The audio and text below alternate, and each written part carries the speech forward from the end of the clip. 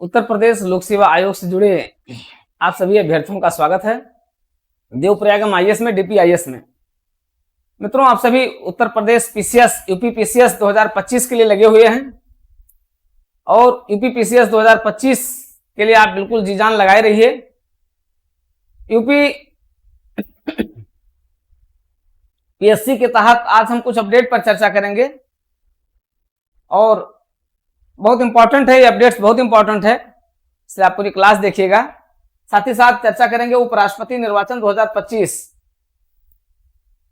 उपराष्ट्रपति निर्वाचन 2025 पर चर्चा करेंगे।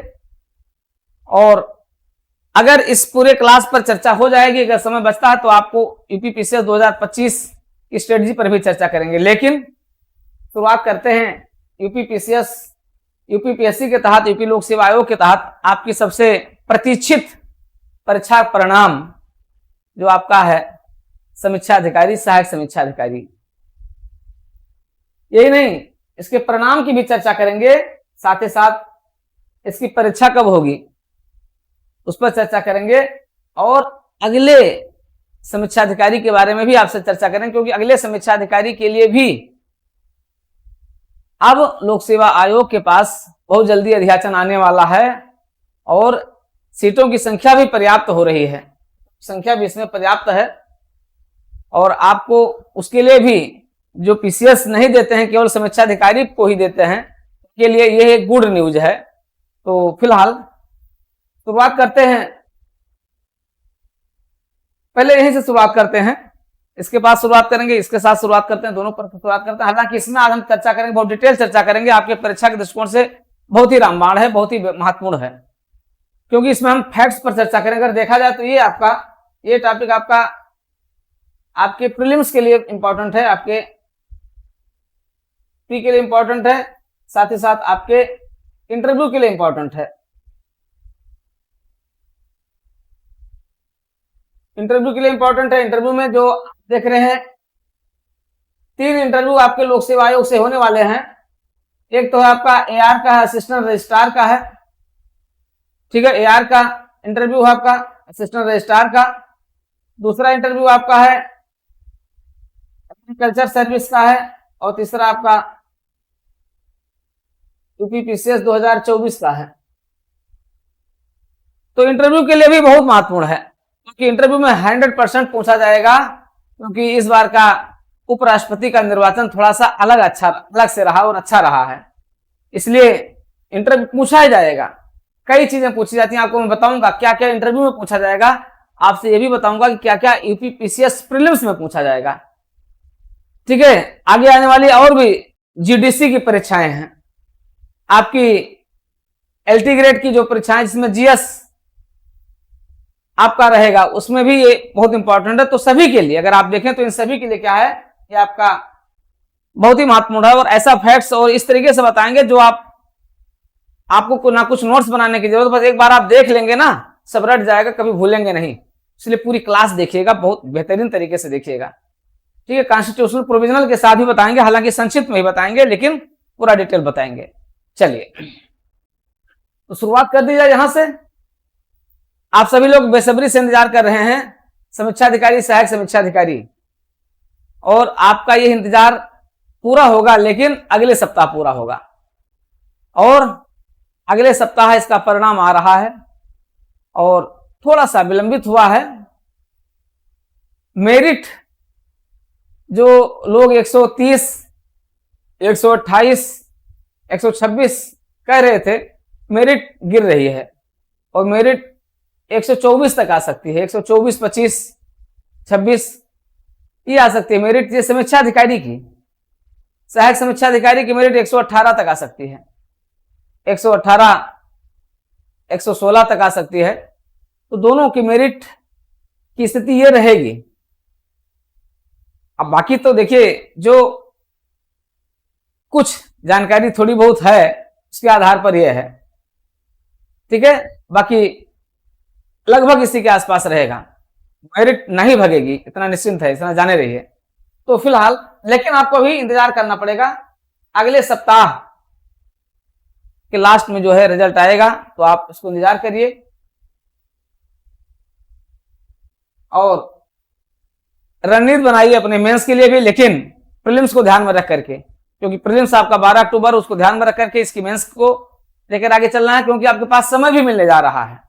बहुत घबराने की जरूरत नहीं है, समय मिलने जा रहा है और इसका मेंस आपका जनवरी में होगा, जनवरी तक होगा। बात चल रही, क्योंकि इधर अगर एलटी ग्रेड को अगर लगाएंगे तो इसको नहीं लगाएंगे, और वैसे भी इसको लगा नहीं पाएंगे, क्योंकि रिजल्ट भी थोड़ा सा आपका डिले ही हो गया है। तो मान करके चलिए कि ये आपका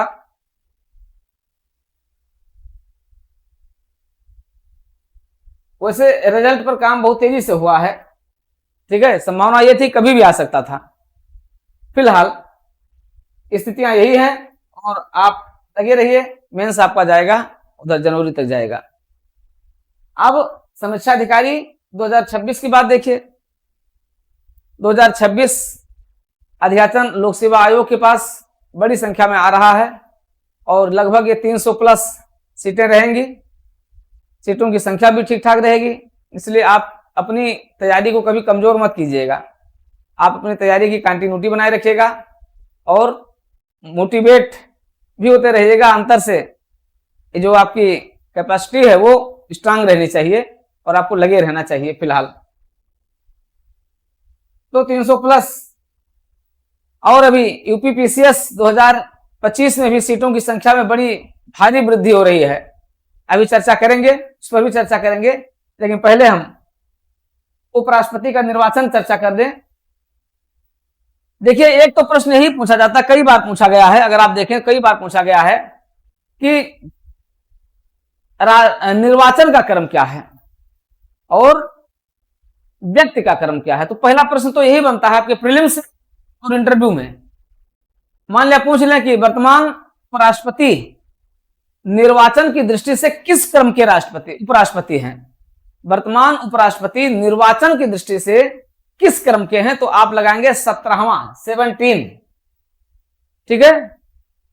और अगर पूछेंगे व्यक्ति के क्रम में, क्योंकि यह प्रश्न कई बार पूछा गया है प्रीलिम्स में, व्यक्ति के क्रम में किस प्रकार के उपराष्ट्रपति हैं, तो आप बताएंगे 15, 15वें क्रम के उपराष्ट्रपति हैं और 17वें क्रम के निर्वाचन हुआ है। क्यों? क्योंकि 2 बार निर्वाचन 2 उपराष्ट्रपतियों का हुआ है, आप जानते हैं, ठीक है। राधा कृष्णन जी हमारे जो पहले उपराष्ट्रपति थे वो 2 बार उपराष्ट्रपति हुए, 2 बार उनका निर्वाचन हुआ। इसी प्रकार से हामिद अंसारी साहब, उनका भी 2 बार हुआ है, ठीक है। तो वो भी 2007 से लेकर के 2017 तक 2 कार्यकाल के उपराष्ट्रपति रहे हैं। इसी प्रकार से आपके प्रथम उपराष्ट्रपति महोदय वो भी तो 2 निर्वाचन बढ़ गया है, तो 15 प्लस 2 बराबर 17 हो गया। ये कंफ्यूजन है, इसलिए ध्यान रखिएगा, ये कंफ्यूजन अपने दिमाग से हटा दीजिएगा। क्योंकि कई लोग पूछते हैं कि 15, कहीं आप मैं उसमें समाचार पत्रों में पढ़ते हैं 15वां उपराष्ट्रपति चुनाव, फिर आप देखते हैं कहीं लिखा रहता है 17वां उपचुनाव, बड़ा कंफ्यूजन रहता है, इसलिए कंफ्यूजन मत रखिएगा। जहां 15वां चुनाव लिखा था वो गलत लिखा होता है, चुनाव लिखा जाएगा तो 17वां उपराष्ट्रपति चुनाव होगा, और अगर उपराष्ट्रपति का क्रम होगा तो वो 15वें उपराष्ट्रपति निर्वाचित हुए हैं, ठीक है। ये तो पहला भ्रम तो आप यहां पर दूर कर लीजिए। अब हम आते हैं कि क्यों हुआ, आखिर इस चुनाव की जरूरत क्यों पड़ी। इसलिए जरूरत पड़ी क्योंकि हमारे पूर्व उपराष्ट्रपति ने त्यागपत्र दे दिया है। तो यहां पर प्रश्न उठता है कि अब तक भारत में कुल कितने उपराष्ट्रपतियों ने त्यागपत्र दिया है और क्यों दिया है। क्योंकि उपराष्ट्रपति जी का जो त्यागपत्र था वो अपने आप में एक बहुत बड़ी घटना थी। वो सारी घटना आप जानते हैं, क्योंकि वो कहीं ना कहीं कहा जा रहा है कि वो डीप स्टेट की ओर जा रहे थे, स्वयं अपने ही सरकार के विरुद्ध जा रहे थे। फिलहाल इस पर हम लोग नहीं चर्चा करेंगे, क्योंकि ये राजनीतिज्ञों का काम है, उस पर चर्चा करेंगे, हम लोगों का काम नहीं है, ठीक है। फिलहाल जो हुआ सो हुआ, लेकिन जो अब हुआ उसको आप देखिए, अच्छा हुआ कि नए उपराष्ट्रपति बन गए हैं। उपराष्ट्रपति का जो तेवर था, पूर्व उपराष्ट्रपति का तेवर था, जबरदस्त तेवर था। वो चाहे अपने ही सरकार के विरुद्ध कभी का तेवर रहा हो, धीरे धीरे उनमें उग्रता आ रही थी, अपने ही सरकार के प्रति भी उग्रता आ रही थी। उधर दूसरी तरफ उच्चतम न्यायालय के प्रति भी उनके कठोर शब्द थे और कह दिया गया कि उपराष्ट्रपति उच्चतम न्यायालय का जो प्रोएक्टिविज्म है, सक्रियता है, ये एटॉमिक मिसाइल की संज्ञा उन्होंने दी थी। ये भी प्रश्न कभी पूछा सकता है, निम्नलिखित में से किसने उच्चतम न्यायालय को जो है नाभिकीय या उच्चतम न्यायालय को एटॉमिक मिसाइल की संज्ञा दी थी। ठीक है, इस तरीके से प्रश्न पूछा जा सकता है, कभी पूछा जा सकता है। फिलहाल अगर हम देखें तो पूर्व में अब तक कुल 3 उपराष्ट्रपतियों ने त्यागपत्र दिया है। अपने कार्यकाल पर 3 उपराष्ट्रपतियों ने अब तक त्यागपत्र दिया है, ये आपको ध्यान रखना होगा, क्योंकि ये प्रश्न आपसे पूछा जा सकता है। ठीक है, पूर्व में त्यागपत्र देने वाले हमारे जो उपराष्ट्रपति महोदय रहे हैं, ठीक है, वो कौन कौन रहे हैं, क्योंकि यहां से प्रश्न पूछा जा सकता है। ठीक है, तो पहले रहे डॉक्टर जाकिर हुसैन रहे हैं। ठीक है, पहले उपराष्ट्रपति हमारे रहे हैं डॉक्टर जाकिर हुसैन। डॉक्टर जाकिर हुसैन साहब ने सबसे पहले क्या किया था, ये पहले उपराष्ट्रपति हैं जिन्होंने त्यागपत्र दिया था। और कारण क्या था, कारण था क्योंकि इनको राष्ट्रपति का चुनाव लड़ना था। तो राष्ट्रपति का चुनाव लड़ने के कारण इन्होंने क्या किया, इन्होंने त्यागपत्र दे दिया। और ये चुनाव होता है, फिर राष्ट्रपति डॉक्टर जाकिर हुसैन जो है हमारे राष्ट्रपति भी बन जाते हैं, दूसरे, ठीक है, व्यक्ति के रूप में दूसरे राष्ट्रपति हो जाते हैं। तो ये कि महत्वपूर्ण था। ठीक है, और फिर अगर आप देखें, अच्छा, डॉक्टर जाकिर हुसैन साहब की अगर आप बात करते हैं, ठीक है, डॉक्टर जाकिर हुसैन की अगर बात करते हैं तो इनका जो कार्यकाल रहा है, ठीक है, ये कार्यकाल आपका 1962 से 67 तक था। ठीक है, 1962 से 67 तक था, लेकिन उसी बीच उन्होंने क्या किया, त्यागपत्र दे दिया अपना। अब दूसरे बीबी गिरी रहे हैं।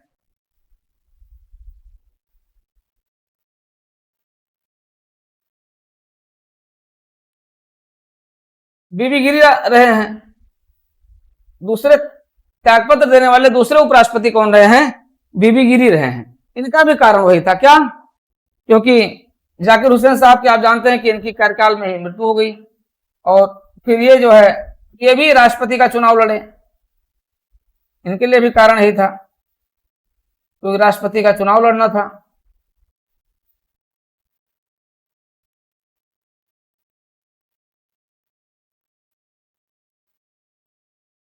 ठीक है, तो डॉक्टर जाकिर हुसैन साहब राष्ट्रपति हुए, लेकिन फिर क्या हुआ, ये अपना कार्यकाल पूरा नहीं कर पाए।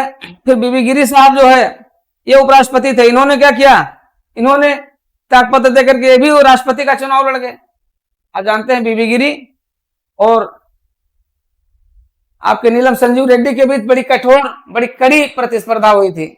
दूसरे राउंड के मतदान में जाकर के, दूसरे राउंड के वरीयता क्रम में तब जाकर के क्या हुए थे, जीते थे राष्ट्रपति के लिए। तो यहां पर इन्होंने भी त्यागपत्र, तो इनसे पहले धनखड़ साहब से पहले 2 उपराष्ट्रपति रहे हैं जो त्यागपत्र दिए हो। तीसरे कौन रहे हैं, तीसरे तो आप जानते हैं आपके धनखड़ साहब रहे हैं।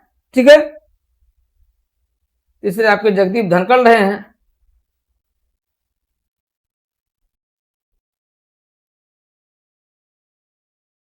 तो देखिए, आप एक तो प्रश्न यही हो गया कि निम्नलिखित में से किन उपराष्ट्रपतियों द्वारा, निम्नलिखित में से किन किन उपराष्ट्रपतियों द्वारा, जैसे मान लो विकल्प अगर बना लिया जाता है तो 4 विकल्प दे देंगे, 1 2 3 दे देंगे, विकल्प बना देंगे 1 और 2 1 और 3, इस तरीके से विकल्प बना देंगे। तो आपसे एक प्रश्न यहाँ पर ये पूछ लिया जाएगा, इसलिए ध्यान रखिएगा, एक प्रश्न आपका यहां हो सकता है। तो ये आपके क्या है, तीसरे उपराष्ट्रपति हैं जिन्होंने त्यागपत्र दिया था। इनका कारण क्या रहा त्यागपत्र देने का, इनका कारण तो आप जानते ही हैं। ये भले अलग की बात है कि दिए नहीं, दिलवाया गया, विवश किया गया कि दे दीजिए, नहीं तो ठीक नहीं है, क्योंकि आगे का रास्ता क्या है, जिस रास्ते पर आप जा रहे हैं वहां से वो रास्ता बहुत ही खतरनाक है, इसलिए आपको त्यागपत्र दे देना चाहिए, नहीं ठीक नहीं होगा। क्या हुआ, वहां से कहे मेरी तबीयत बहुत खराब है और मैं अपने स्वास्थ्य कारणों से त्यागपत्र दे रहा हूं। इन्होंने क्या किया, इन्होंने स्वास्थ्य कारणों से त्यागपत्र दे दिया।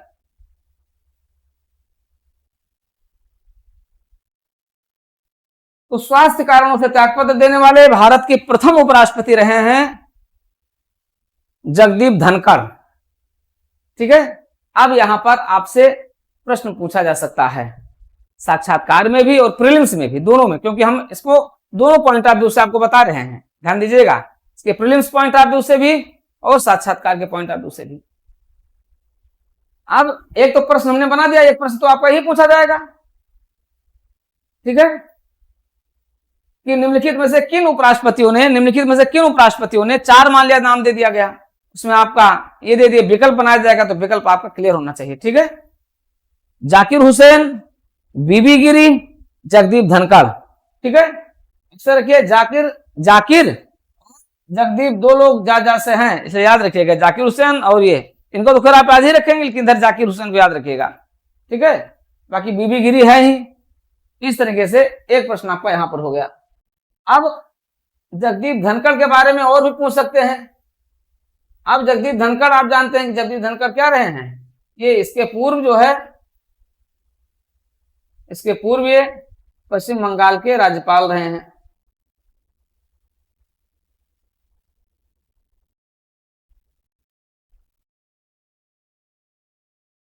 पश्चिम बंगाल के राज्यपाल रहते हुए चर्चा में आए थे जब इन्होंने क्या कर दिया था, दीदी की सरकार के नाक में दम कर दिया था। रोज विवाद होता था, क्योंकि सुप्रीम कोर्ट के अच्छे अधिवक्ता रहे, वरिष्ठ अधिवक्ता रहे हैं, इसलिए इन्हें कानून की तो जानकारी थी ही। लेकिन फिलहाल यहाँ पर ये फेल हो गए।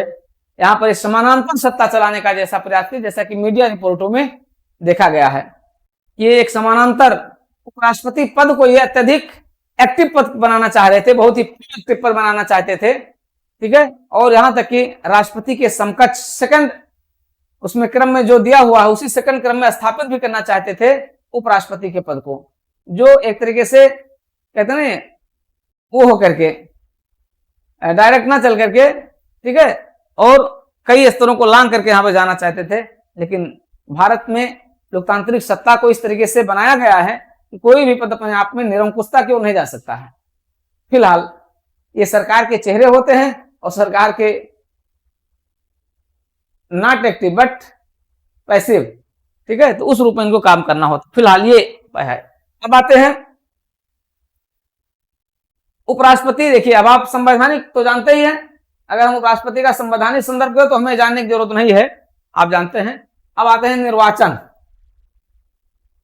बड़ा रुचिकर रहा है, आप जानते हैं।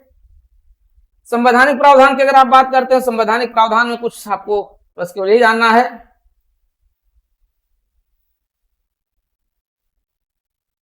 सब लोग पढ़े ही जानते हैं। आर्टिकल 63 से लेकर आर्टिकल 71 तक इसके पूरे प्रावधान किए गए हैं।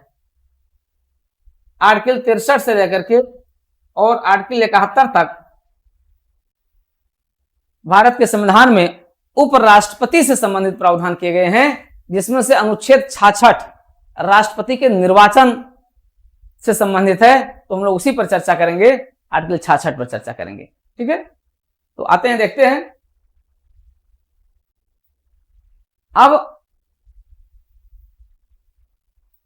यही उपराष्ट्रपति महोदय थे कि इन्हीं उपराष्ट्रपति महोदय के बारे में विपक्ष, क्योंकि विपक्ष का काम ही यही है, जो नकारात्मक होता है, नकारात्मक लोगों का काम ही यही होता है कि अच्छाइयों पर भी टिप्पणियां करना। चलिए, फिलहाल आर्टिकल 66 में क्या प्रावधान है, एक निर्वाचित उपराष्ट्रपति होगा। निर्वाचित उपराष्ट्रपति का प्रावधान किया गया है।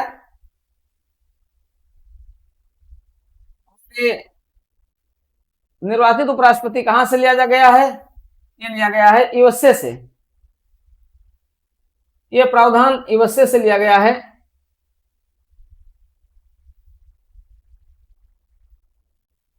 यूएसए से लिया गया है।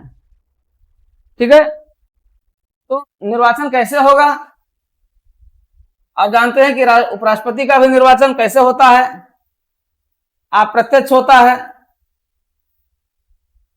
गुप्त मतदान होता है, अप्रत्यक्ष होता है, गुप्त होता है,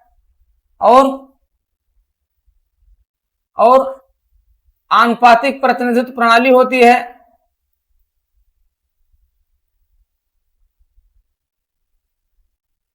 आनुपातिक प्रतिनिधित्व प्रणाली होती है, और एकल, जब इसका चुनाव किया जाएगा, गणना की जाएगी, तो एकल संक्रमणीय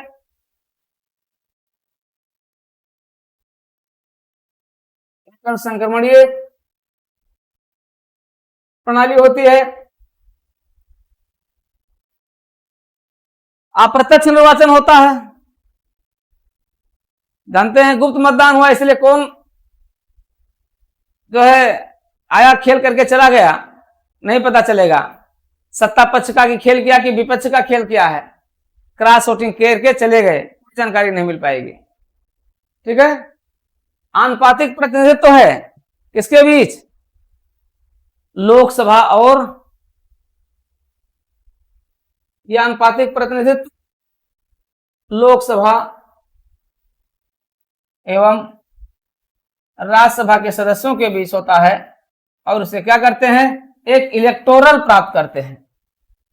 इससे क्या करते हैं, इसी से एक इलेक्टोरल प्राप्त करते हैं, और यही इलेक्टोरल क्या करते हैं, यहां के सभी सदस्य होते हैं मनोनीत प्लस, और यहां के भी सभी सदस्य मीन्स निर्वाचित प्लस मनोनीत, यहां पर भी निर्वाचित प्लस मनोनीत दोनों लोग होते हैं, निर्वाचित भी होते हैं और मनोनीत भी होते हैं। ठीक है, तो ये है आपका, ठीक है, लोकसभा और राज्यसभा के। ठीक है, अब देखिए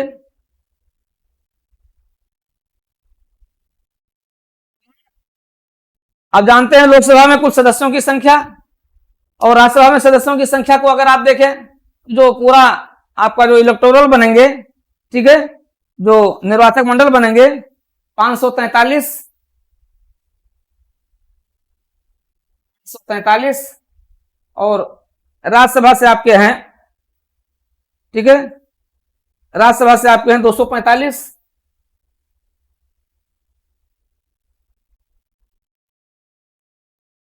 और इनको आप मना लें तो क्या हो जाएंगे, ठीक है, इनको कर लेंगे तो ये हो जाएंगे आपके 788 हो जाएंगे, 788 ये हो गए क्या, निर्वाचक मंडल हो गए।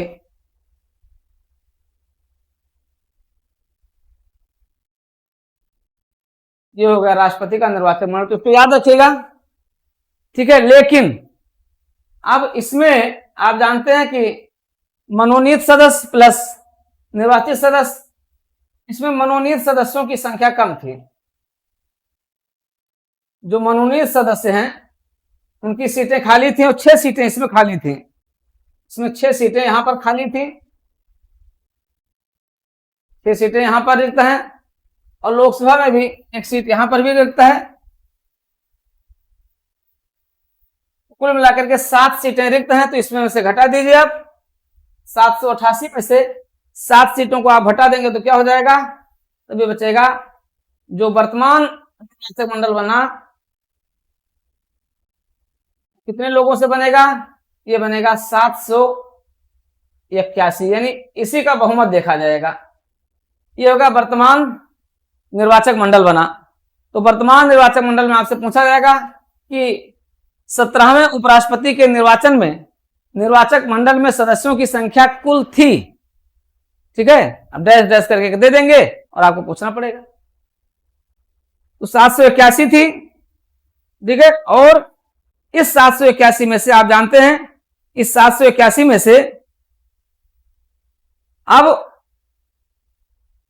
कुल मतों को देखना है, ठीक है, आवश्यक बहुमत कितना था, इसके लिए आवश्यक बहुमत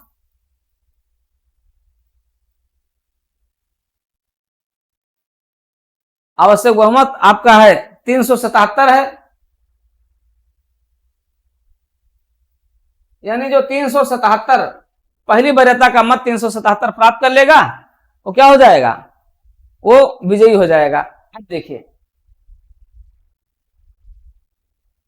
आप 2 उम्मीदवार, अब यहां पर आप देखेंगे तो उम्मीदवार 2 हैं, एक है एनडीए के हैं,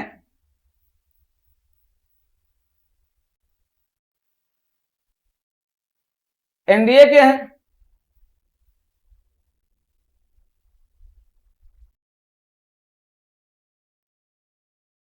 ठीक है। अब एनडीए के जो सदस्य हैं उनको देखिए, आपसे यहां पर नाम पूछा जाएगा एनडीए से। एनडीए के जो हैं ये है सीपी राधाकृष्णन, सीपी राधाकृष्णन है, जिनको इंटरव्यू देना है यूपीपीसीएस का, ठीक है, असिस्टेंट रजिस्ट्रार का, या फिर एग्रीकल्चर सर्विसेज का, उनको ध्यान देना होगा। कहेंगे राष्ट्रपति का पूरा नाम बताइए। अब आप कहेंगे सर माननीय सीपी राधाकृष्णन, नहीं सीपी क्या होता है, तुरंत कहेंगे सीपी का पूरा नाम बताइए, इनका क्या है। तो आप सोचेंगे क्या है, तो हमने ध्यान ही नहीं दिया। इसलिए पूरा नाम यहां पर आपको याद रखना होगा, इंटरव्यू में पूछा जाता है। आपके इंटरव्यू में पूछा गया है आपके मंत्री जी का क्या नाम है, प्रधानमंत्री जी का क्या नाम है, तो सबका नाम पूछा जाता है। तो सीपी राधाकृष्णन का पूरा नाम है चंद्रपुरम,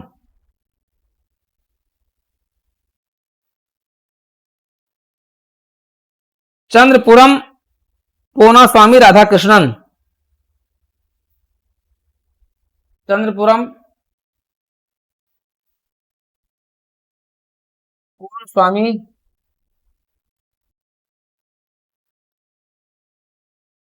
राधाकृष्णन,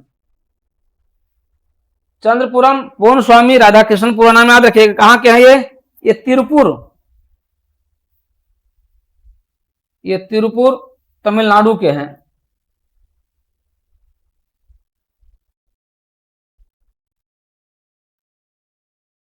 और तमिलनाडु के ये होने वाले दूसरे उपराष्ट्रपति हैं। इससे पहले सेकंड, इससे पहले आप जानते हैं हमारे जो पहले राधाकृष्णन जी थे, पहले राधाकृष्णन जी भी हमारे कहां से थे, हमारे तमिलनाडु से थे, और दूसरे राधाकृष्णन भी कहां से हैं, तमिलनाडु से हैं। चलो ये भी एक संयोग ही मात्र है कि तमिलनाडु से दोनों हमारे महाशय उपराष्ट्रपति महोदय यहीं से रहे। तो माननीय इंटरव्यू में क्या बताएंगे, आप बताएंगे माननीय, आप यहां पर माननीय शब्द का प्रयोग करेंगे, ध्यान रखिएगा।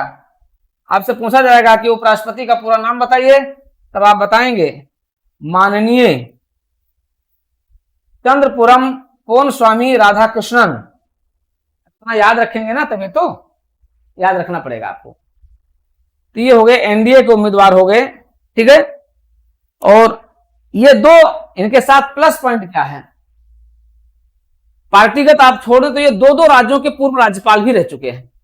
ये दो राज्यों के राज्यपाल रह चुके हैं। एक तो ये राज्यपाल वर्तमान में महाराष्ट्र के राज्यपाल थे, इससे पहले झारखंड के भी राज्यपाल रहे हैं। झारखंड के राज्यपाल 2023-24 में थे, और महाराष्ट्र के राज्यपाल 2024-25 में हुए हैं। तो अभी तक ये वर्तमान में राज्यपाल के पद पर रहते हुए इन्होंने क्या किया है, इन्होंने, ठीक है। तो ये, और ये संयोग भी है कि पूर्व के भी जगदीप धनखड़ जी, वो भी पश्चिम बंगाल के राज्यपाल थे। चलो फिलहाल उम्मीद यही की जाती है कि आप स्वस्थ लोकतांत्रिक परंपराओं का निर्वहन करते हुए आगे काम करेंगे भी, क्योंकि इनकी ये जेनेटिक भाजपाई हैं, मतलब जेनेटिक भाजपा और आरएसएस के हैं, इसलिए काम करेंगे ही। तो गैर जो जेनेटिक होता है वो जब आता है तो समस्याएं पैदा करता है। फिलहाल ये हैं आपके एनडीए के। अब दूसरे हैं आपके विपक्ष के जो प्रत्याशी रहे हैं। आप दूसरे प्रत्याशी के बारे में देखिए। दूसरे जो प्रत्याशी रहे हैं ये रहे आपके यूपीए और उनके सहयोगी के जो प्रत्याशी रहे हैं, ठीक है। ये रहे आपके बी सुदर्शन रेड्डी हैं, बी सुदर्शन रेड्डी, इनको बारे में भी इनको पूछ लेंगे, इनका भी नाम पूछ लेंगे, इनका पूरा नाम बताइए। विपक्ष के उम्मीदवार थे, उनका पूरा नाम बताइए। अब यहां पर भी आप क्या हो जाएंगे, यहां पर भी आप इनका पूरा नाम बताइए। क्या नाम है इनका, नाम बताइए इनका, बुच्ची रेड्डी सुदर्शन रेड्डी। इनका पूरा नाम है बुच्ची रेड्डी सुदर्शन रेड्डी।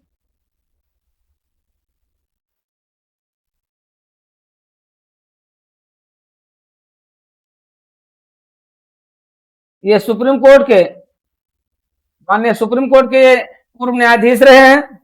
ठीक है, कब से कब तक थे, 2007 से लेकर 2011 तक, 2007 से लेकर 2011 तक ये सुप्रीम कोर्ट के सुप्रीम कोर्ट के न्यायाधीश रहे हैं। साथ ही साथ ये 2 हाई कोर्ट के न्यायाधीश भी रहे हैं। ये गुवाहाटी उच्च न्यायालय के मुख्य न्यायाधीश रहे हैं और आंध्र प्रदेश उच्च न्यायालय के न्यायाधीश भी रहे हैं। ठीक है, तो इनका बैकग्राउंड क्या है, जुडिशरी का रहा है, और इनका बैकग्राउंड जो है पेवर पॉलिटिशियंस रहे हैं ये। ठीक है, तो ये शुद्ध राजनीतिक हैं, ये न्यायाधीश से आने वाले राजनीतिक हैं। एक प्रश्न यहां पर और बन गया। ठीक है, एक यही बना कि पूर्व न्यायाधीश, सुप्रीम कोर्ट के पूर्व न्यायाधीश के रूप में उपराष्ट्रपति का निर्वाचन में भाग लेने वाले ये प्रत्याशी रहे हैं। तो ये मैंने बता दिया। अब आइए इन दोनों लोगों का प्रतिनिधित्व यहां करते हैं। तो आपने देख लिया, चंद्रपुरम पोन्स्वामी राधाकृष्णन और बुच्ची रेड्डी सुदर्शन रेड्डी, ये दोनों आपने देख लिया। ठीक, अब आते हैं यहां। देखिए, इस 721 में से कितना प्राप्त करना था, 377 प्राप्त करना था। ठीक है, तो अब दोनों लोगों को रख लेते हैं। ये हैं आपके सीपी राधाकृष्णन साहब,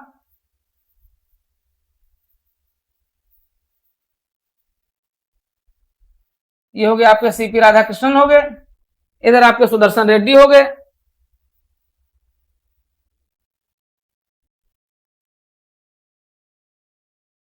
देखिए, सीपी राधाकृष्णन साहब को कितने मत प्राप्त हुए। उम्मीद की जा रही थी कि इनको अकेले 367 वोट प्राप्त होगा, क्योंकि बातें हो गई थी कि दिल के आत्मा, मतलब आत्मा की आवाज पर आप मतदान कीजिएगा। तो आत्मा की आवाज में इनके पक्ष वाले इनके खिलाफ, इनके जो जिंदगी भर की इनकी कमाई रही है उस पर आरोप लगे हैं, जो इनकी कमाई रही उन पर आरोप लगे हैं, इन पर आरोप लगे हैं, सुदर्शन रेड्डी जी पर आरोप लगे हैं। जब ये सुप्रीम कोर्ट के न्यायाधीश थे तो इन्होंने जो नक्सलवादी आंदोलन चल रहा था, नक्सलवादी आंदोलन में नक्सलवाद के विरुद्ध जो आंदोलन चल रहा था, उस आंदोलन को इन्होंने क्या किया था, इन्होंने उसको रुकवा दिया था और उसको अराजकतावादी बताया था। ठीक है, और ऐसा करके इनको पर आरोप लगा था, ढेर सारे आरोप इनको पर राष्ट्र विरोधी आरोप लगे थे। ऐसा ये मैं नहीं कह रहा हूं, आरोप लगाया गया था। कोई आरोप लगा सकता, कोई सिद्ध नहीं कर सकता, अलग की बात है, क्योंकि वो उसमें सुप्रीम कोर्ट के न्यायाधीश थे।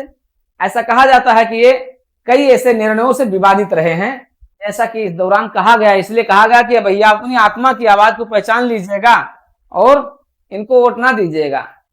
तो कुछ 15 ऐसे लोग थे, ये यूपीए वाले, यूपीए एंड प्लस, इसमें 15 सांसदों की आत्मा जग गई। उन्होंने कहा कि भैया ठीक है, हमारी आत्मा जग गई है, और उन्होंने क्या किया, उन्होंने इनको क्रॉस वोटिंग कर दिया। क्रॉस वोटिंग चाहे जैसे भी हो, आप जानते हैं, चाहे लेन देन हो, चाहे जो भी रहा हो, विचारधारा रहा हो, विचारधारा आप कहाँ रह गई है तो बस वही महत्वपूर्ण है। तो फिलहाल जो भी रहा हो, हम कोई आरोप नहीं लगाते हैं। तो यहां से सीपी राधाकृष्णन साहब ने जो मत प्राप्त किया उसको अगर आप देखें तो इनके मतों को अगर देखा जाए तो इन्होंने कुल 452 प्रथम वरीयता का मत जो इनका रहा। ठीक है, तो प्रथम वरीयता का मत, प्रथम वरीयता का मत। अच्छा, ये जो मतदान हुआ ना, जो इसमें 98% मतदान हुआ, 98.2% मतदान हुआ।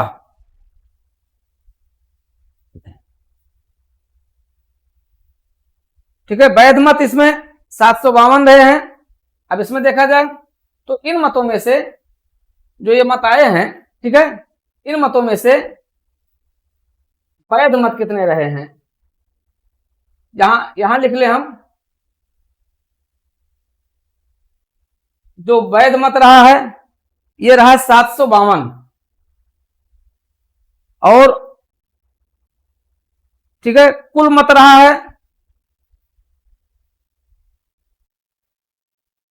कुल मत रहा है 767। अवैध मत रहा है, अवैध मत रहा है, ठीक है, 15। तो ये अवैध मत रहा है और कुल वैध मतों की संख्या कितनी थी, 752। तो कुल मिलाकर के अब आपको 752 में से देखना पड़ेगा, 752 में से इनको कितना मिला और इनको कितना मिला। इनको प्रथम वरीयता के कितने मिले, 752 में से इनको मिला कुल 300 मिला, इनको 300 मत प्राप्त हुए 752 में से, और इनको 752 में से कुल कितना प्राप्त हुआ, 452 प्राप्त हुआ। इनको कुल 452 मत प्राप्त हुए, इनको कुल 300 मत प्राप्त हुए। इसका मतलब क्या हुआ कि 452 और 300, तो ये कितने मत से जीत गए, 152 मतों से क्या हुआ ये। अगर देखें आप तो जो विजयी हुए, तो विजयी के रूप में अगर आप देखें तो इनके कुल कितने हो गए, 452 मतों में से, ठीक है, 152 मतों से ये कुल क्या किए, ये विजयी हो गए। 152 मतों से ये विजयी हो गए।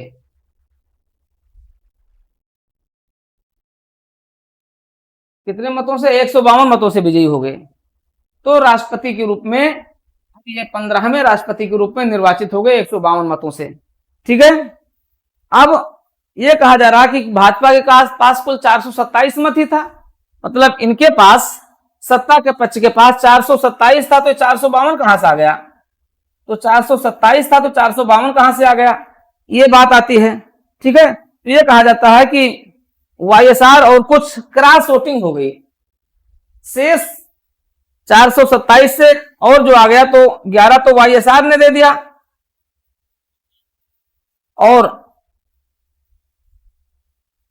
मत जो आते हैं 14 मत जो है वो क्रॉस वोटिंग में आ जाते हैं। तो इस तरीके से क्रॉस वोटिंग मतलब इस पक्ष के लोगों ने जिनका मत यहां होना था, ठीक है, उन्होंने क्या किया, इनको मतदान कर दिया, ठीक है, और एक तरीके से क्या हो गया, क्रॉस वोटिंग हो गई और क्रॉस वोटिंग में ये मत इनके प्लस सरप्लस हो गया और सीपी राधाकृष्णन क्या हो गए, भारत के 15वें उपराष्ट्रपति हो गए, ठीक। तो क्या बन गए अब ये माननीय उपराष्ट्रपति हो गए, माननीय उपराज्यपाल से माननीय उपराष्ट्रपति हो गए, ठीक।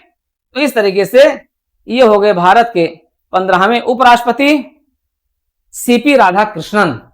ये पूरा इनका चुनाव है, इसको याद रखिएगा, आपके प्रीलिम्स के पॉइंट ऑफ व्यू से और आपके इंटरव्यू के पॉइंट ऑफ व्यू से क्या है, अत्यंत महत्वपूर्ण है, ठीक है, पूछा जा सकता है। और आप जानते हैं कि 2025 से इनका जो कार्यकाल होगा 2030 तक होगा। अब बाकी तो सरकार है, सत्ता है, लोकतंत्र है, कौन आता है, कौन जाता है, कौन परिवर्तित होता है। तो मित्रों ये रहा है आपका उपराष्ट्रपति निर्वाचन 2025 रहा है, ठीक है। इसी के साथ एक क्लास पूरी होती है और हमने कहा था आपको यूपीपीसीएस के बारे में चर्चा करने के लिए। यूपीपीसीएस 2025 देखिए पदों की संख्या बढ़ रही है, पदों की संख्या बढ़ करके और ये 700 प्लस पद लोक सेवा आयोग में इस समय आ चुके हैं। तो आपके लिए बहुत बड़ी अपॉर्चुनिटी है और ये भी ठीक ठाक पद होंगे। अब अगली क्लास में हम यूपीपीसीएस 2025 के पदों पर चर्चा करेंगे, इसलिए देवप्रयागम आईएएस के साथ जुड़े रहिएगा, डीपीआईएएस यूट्यूब चैनल से जुड़े रहिएगा, सब्सक्राइब जरूर कर लीजिएगा, ठीक है, जिससे कि आगे आने वाली सारी क्लास आपको फटाफट मिलती रहे, ठीक है। जुड़े रहिएगा देवप्रयागम के साथ, डीपीआईएएस के साथ।